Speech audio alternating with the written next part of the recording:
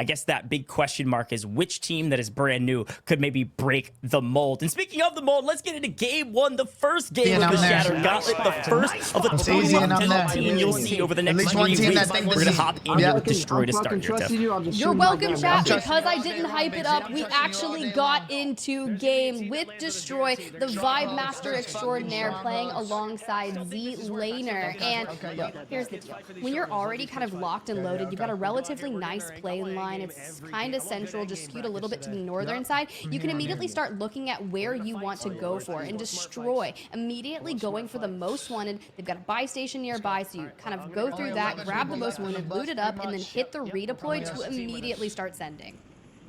Great breakdown. Excited to see maybe if they do take that kind of stance of full send, but definitely want to get your loadouts quickly. And I will say too, like oftentimes these teams, they have their kind of POIs that they love to drop into, you know, assuming the circle is not crazy or heavily skewed to the one side like you were talking about at the top of show, Tiff. They always like to drop in certain locations that they can get the right loot that they enjoy, or maybe the POI that they're most comfortable with. But if you can catch some information out of the air, like you saw Destroy doing there at the very beginning when he was dropping in, you can kind of get a read on which teams, or how many teams at the very least, are close by.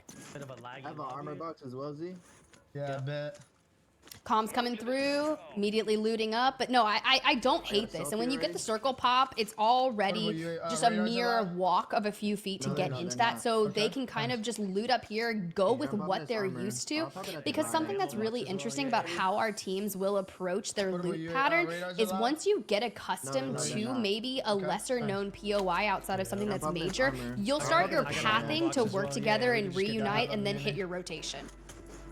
Yep, and they are starting with that most wanted. We've talked about this before in customs, of course. We talked about it earlier, but the most wanted is a great way to start off your lobby. Assumedly, if you don't get full scent on, which usually you won't, you can grab a ton of cash and a ton of loot that is super helpful at the very beginning of the game. And it looks like they're going to be able to complete it no problem here in the next 16 seconds or so.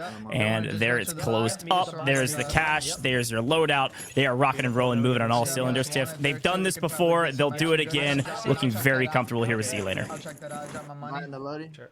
Yep. Yeah, the comms are flying too. I honestly feel like I'm almost at an auction house, and that's just their normal speed.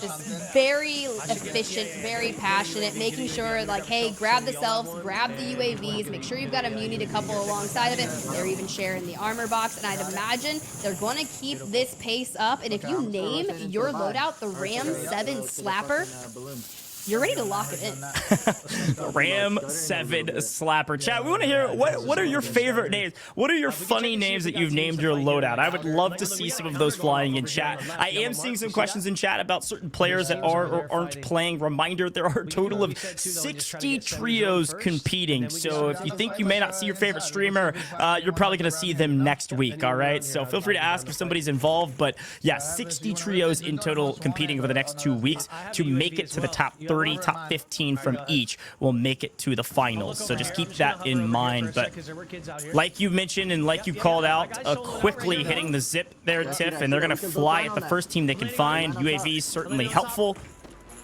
One spotted out in the open. Ram 7 Slapper. Will it slap? I call that a yes. Tiff definitely will slap. Absolutely not moving, and that's going to be a knock and a full on to Melvin. So you've got to imagine that the team they are playing alongside today will be nearby. It's going to be Pentagon and Fuzzin. Live ping's going out. They're approaching it from the high ground. It's really efficient the way they're making this work over here at Manor. Yeah, this is systematic elimination and exactly what I expected from this trio. One of the trios that has played together in several tournaments. Excitement flying through as well. Zlaner, Destroy, and Envy Raul are very well accustomed to playing in customs and playing together. Looking very, very strong at the very beginning of this. On the other end of that, we're going to jump over to Bliss Kai and see what her squad is up to. Queen Biddy and Hero as well. Just got to load out, but immediately running into some issues. We lose out on one, and Hero falls dangerously low, but was able to trade it out. Continuing to push the fight, though. And there's a nice trade. That's Jesse on the other side going down. Queen Biddy is gone, like you mentioned, but oh, there's a little bit of smoke covering the self-revive. Will they get it off? Hero could make a play, but no, Baba Huff is going to close things out and say, look, I've been here before.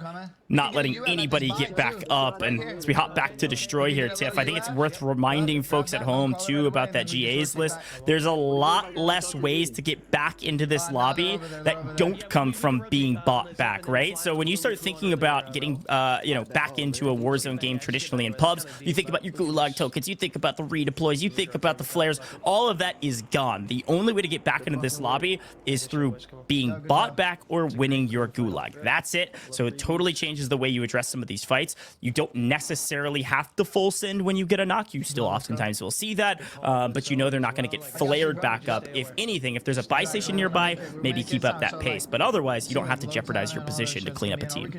It's really typical because you're not going to have someone full sending their dolphin dive out a window to Hail Mary flare at the end game, because you know we've seen that happen in prior tournaments. So knowing that teams are not going to be banking off flares is going to be quite nice. They were stacking like 3 to 7 deep. Now, most people typically stack up the self-reses, but playing around these redeployed drones is so efficient, especially for Zlaner and co, to be able to navigate those fights effectively and move on immediately. But for another team, we've got Louis CM here, played alongside their duo in the trials today, so locking it in for a very long day of Call of Duty, but they're staying fresh. Like, I'd imagine playing in that 2v2 early on just got the juices flowing.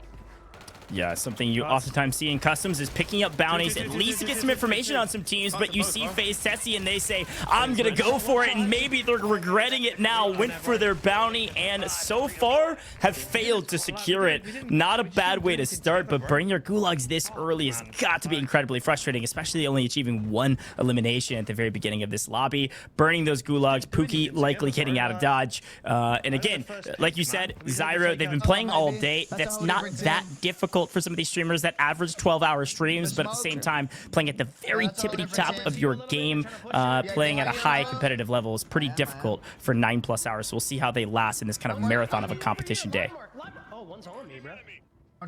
I have never related to something more. Oh, live mark, one's over here. Oh, on me. It's like, where did they come from? That's going to be rated Mayapo and Otterize team that's able to just completely annihilate Zlaner within a blink of an eye. A little Thanos snap action. Now Destroy. Raul, they're going to have to clutch up and try to take this engagement in a 2v3 situation. Look, this team's got a lot of ego, but you're going against Mayapo, you're going against Rated, you're going against Otterize. This is a very tough trio to beat, especially down in numbers. That player advantage is something we'll be talking about consistently all day today. First look into the Gulag here, though, with Zlaner. It looks like a free win to me. We'll see if he's able to capitalize on it, able to break plates.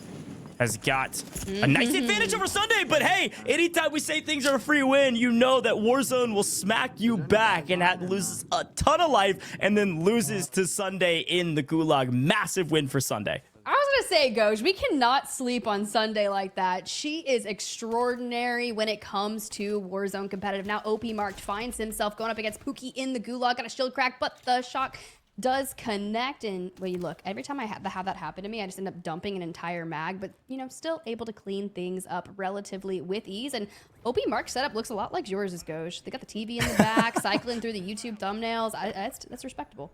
It is respectful. I want to be very clear. That's what a free Gulag looks like. You break plates, you push the fight, you hold the angle, and you win it. I assumed that's what was going to happen. I didn't even see that it was Sunday at first. It was just that Zlaner gets the first shots and breaks plates of their opponent, but Sunday made a fantastic play to win it against all odds. So a massive play to Sunday and a massive play to her competitive nature. I have nothing but good things to say about Sunday, but at the same time, Zlaner just got torched, so hopefully they can get a little bit of a regain here and get back into the lobby and help out Destroy and Raul to continue to slay out the lobby they like to. But Lola, Brolic Kruger on your screen. Now, Lola plays a lot alongside Breadman, Joewo, but that team is going to be competing alongside a different roster, and Lola has picked up Brolic and Kruger. Now, Lola was able to lock it in, and if I'm not mistaken, was a part of the team that grabbed that first nuke with Breadman, with Tweety. Tweety's also competing here today, so it'd be really nice to see Nobu Spartan, though. Good to see them competing here into the Shatter Gauntlet as well. And that's going to be a knock and full onto Patsuka. Really cheeky, shooting toes. Yeah, it's a great team fight there to be able to clean up that kill from distance, just underneath the bus, and then wipes the team. It looks like that serve going down. Pat Zuka on the other side. A little bit of EU on EU violence there, or at least, actually, no, that's not true. Nobu Spartan, I think, is in Canada, French-Canadian team. But look, on the other side, Pat Zuka and Stuo was a team that I actually wanted to highlight, and it looks like they're getting torched here at the very beginning of the first map. If they can regain with serve, that is a trio I'm watching to qualify today. Again, you just got to be top 15. But Stuo and Pat Zuka actually got 9th in London for the World Series of Warzone Finals. A very, very strong duo. And we've seen Serve play in several tournaments in the last several weeks on Urzikstan and has been performing quite well as well. So that trio is one I've been looking out for, but they quickly got torched there by Nobu. But for Fuzzin, Melvin, and Pentagon, let me just talk about this for a second. Last we saw from this squad, they lost out on one of them. Now full gained back to the 3-stack and are just hitting this rotation. Now granted, it's a very late timing because we've already seen Zlaner Destroy and Co kind of make their way further north, but a lot of teams electing to play edge here, and that's respectable here. Uncivil Queen on your screen right now already with a team in their sights, but I'd be curious to see if we're going to take this more mid-range engagement with the Bass B, or if you're going to elect to kind of meet up with the squad and play forward. Maybe just go deep left if you can. We have to go left. Yeah, based on some of the comms that are flying through, it sounds like they're going to take their time. They are on edge of zone, so depending on this next circle, if they take this fight a hair too early, they might get held on rotation to the next zone. They don't want to risk that, so they're going to make their way to some cover. And it looks like Shero is totally split from the duo and will go down for it. Potentially on purpose, but regardless, no way to get that revive any sort of soon. So Destroy's going to take out Shero from distance. And quickly, you know, one of the things you'll oftentimes see in customs too, just given the fact that you're able to see names here, they're going to be calling out any of the kind of high value target teams that they'll be seeing today. So I think there's a couple notes on that. One, if you think the team that you're competing against, maybe it's Destroy's team, is a really high quality team, you maybe try to stay away from that area. But two, the other note, and I think specifically for this format, it's going to be even more emphasized, Tiff, you're going to be trying to target some of the teams that are on the bubble if you're also on the bubble. If you get a read, maybe you lose a player or you get a knock on a team that is right next to you on the leaderboard, maybe for 14th or 15th or something like that, you're going to full send to try to take them out because you got to secure your place in the top 15 to make any money and to make the finals. Exactly what you want to do. Get into the finals, and Swish's team, one of the ones that I think should have no issue qualifying today, but wait to see. Swish already up on one elimination, playing alongside Nate Dogg and Tappa, but you can see just nearby that Stronghold does have a UAV up, and so they will just be kind of edging into the outside of it. Now, granted, being inside this zone just on the inside is a fantastic position to play from, but the only issue with outplaying center zone is, yes, you can gatekeep people, yes, you can look for rotations, but the positioning is critical, and these high grounds are very nice. But sometimes you'll get into these rooftop battles, and Tappa trying to split hold another building alongside of them, just taking as much space as they can. It's pretty efficient. Great comms here from Swish. Information is everything when it comes to Warzone. We say it every single tournament. Any way you can gain information is a win, even if it's just spotting people out in the open, communicating to your team. Doesn't have necessarily the right weapon for the job unless they team shoot, and so they're going to stay patient. The trigger discipline is a key factor to the success of a great Warzone team, and Swish is showing that here on main stage.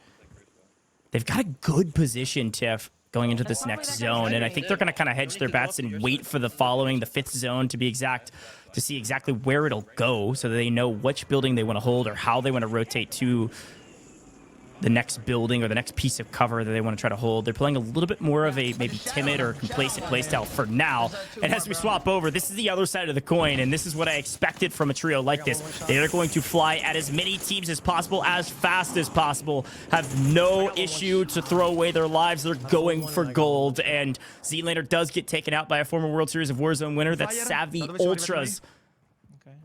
2 alive, looks like a little bit of a trade, but overall a win for Savvy Ultras, and they're keeping Raul alive on the other side to potentially get some buybacks for Z&D.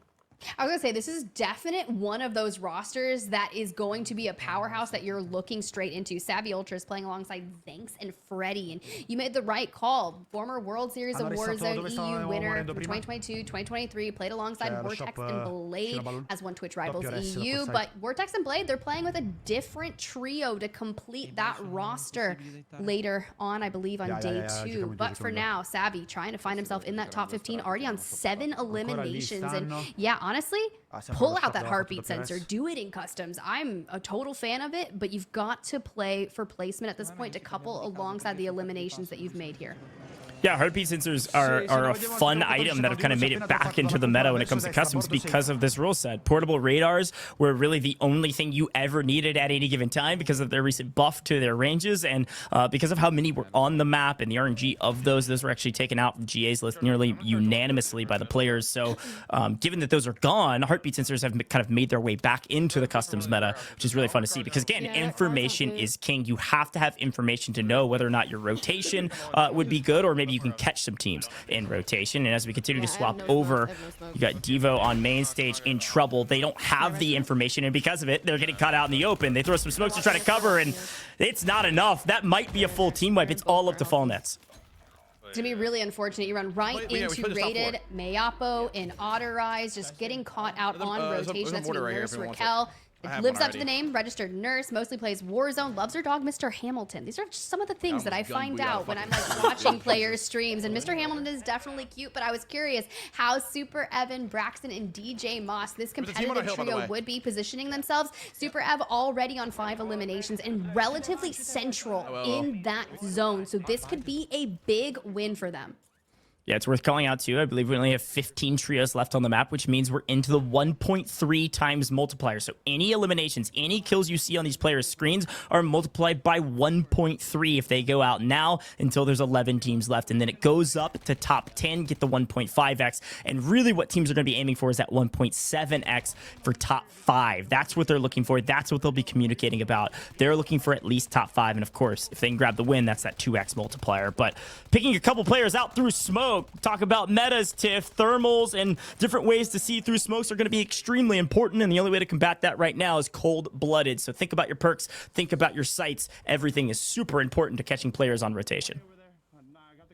Hey, you look, someone's gonna do it. Someone's gonna do it, and they are doing it right. OP marked with a little violence there onto Bling CJ and Nobu Spartan, so running into some difficulties here. But 3 eliminations to boot. Their rotation, though, I'm a little worried about it because we need to keep up the smoke quality and be able to fight for that. But you get flanked, Sin goes down, OP marked, being able to turn around and grab the knock into full onto Chronicle. Now we need to hit the res and keep on moving. Thank goodness we've got gas masks for the squad, but they do have the longest rotation as it will pull very far away from them. Yeah, that's wild. Chronicle was alone. It didn't look like a full team wipe necessarily, so I'm surprised to know where is Chronicle's teammates and why weren't they playing together? It was a fantastic flank. Completely caught OP Mark's team by surprise, but didn't get anything for it. That's got to be a frustrating spot. But Swish'em goes down on the other side, and a little bit of a trade back on Beam Arc. OP Mark is on 4 eliminations, looking for his 5th. Does he win the gunfight? He does. That's a big takedown on Zanks, but getting picked off on the rotation yet again. It is all up to Beam, and Beam is in trouble because, well, they're on the edge of gas. They've got to get into the zone, and they're just barely able to do so with just a hair of cover for now, but it is continuing to move. It's kind of wild that OP Marked still has Beam, and they've been able to withstand because, and as I say that, you immediately have Beam go down. Braxton runs in. The Caster Curse lives to fight another day. But there were multiple teams here. You had Swish's team, Savvy Ultra's team is fully out, and now Swish has kind of made that regain. We'll go on board with them, who are going to make that long rotation that OP Mark's team inevitably could not happen. And they're pretty kitted out. You've got the durable gas mask. Everyone has self-reses, and they're able to grab yet another team wipe. Yeah, it's a big answer back from Swish, but they're not out of the fire yet. They are jumping into it, rather. There's going to be several teams still in zone, several teams gatekeeping. They see the smokes. They see you running, Swish. The question is, will they be able to pick you up before you make it to cover? She actually might make it. There might not be enough thermals. There might not be enough people running the OP March strat, and they actually make it into cover with all 3 alive. What an incredible rotation by Swishem's team to make it to top 8. They are in the 1.5x multiplier. They're looking looking for top 5. The question is, how many eliminations do they have? This could be a fantastic first map for Swishem's team, a map that they will remember and think that's the reason we made it to the finals in 2 weeks' time. Swish on 1, Nate Dogg on 2. So they've got at least 3 eliminations for the trio, looking for more. A knock onto Raul, a knock onto Ship, Chandler, and Full. So they are just kind of cutting through. We just talking about 3 now. They're up to 4, maybe 5. Here comes the Lodi, stocking up on smokes, running restock there for Swish. Get on here. Follow me out. There's no question that Nate Dogg is clutch, Tiff. We all remember the moment that Nate Dogg won the 1v1 against Huskerrs to make it to London. Quite literally the one kill that separated the two teams and separated Nate Dogg to push him all the way to London for the World Series of Warzone Finals. He's got ice in his veins. We'll see if they can potentially do it here. It does look like they will likely make it to the top 5 teams. And on the other side, this is actually rated Mayapo, Autorize, all 3 alive, and they're actually pushing the equation against Tapa, which is on Nate Dogg and Swishem's team. Rated's playing the large, wide wrap, going to make sure he stays alive, and they've got a vehicle to rotate, so they've taken one out. I don't think they fully eliminated Swishem's team, but they're into the top 4, and likely that means so is Swishem's team. Good comms there, already putting pressure on the teams for the rotation, but just has a box to work with over here for the cover. So I'm looking towards it. He's able to bank those 2 smokes, and while everyone kind of collapses inside, it gives him a little bit of cover here, trying to shoot at some of those floaters, but will delay that rotation. Has the durable with 3 ticks remaining on it. But just being able to live out here in the open because everyone's focused on everything else is kind of crazy. Yeah, oftentimes towards the end of Warzone Circles, you will see this kind of all too familiar duck hunt plays of trying to shoot people out of the sky. Not as many as there would be if there were flares, but those portable buy stations still go crazy. You can drop those in the final circle, have a couple floaters earn those multipliers. But Autorize and Rated, last 2 alive for their duo, and they are slaying out, and there is 1 solo left. Rated went hunting, but Autorize found them. A 22 elimination win. That is a 44-point victory in the first map from Rated, Mayapo, and Autorize, a trio that has been around for a long time. They took a break, and then they came back together, and they came back together in style. I love to see this from Rated. I love to see this from our Canadian cousins, Autorize and Mayapo. This is exactly what I expected from a trio of this caliber. They flew around the map, they grabbed a ton of eliminations, and they dropped a massive, massive map by all accounts when you think about customs in Warzone. 44 points, yeah, that's a massive game, so I'm glad that Rated's internet is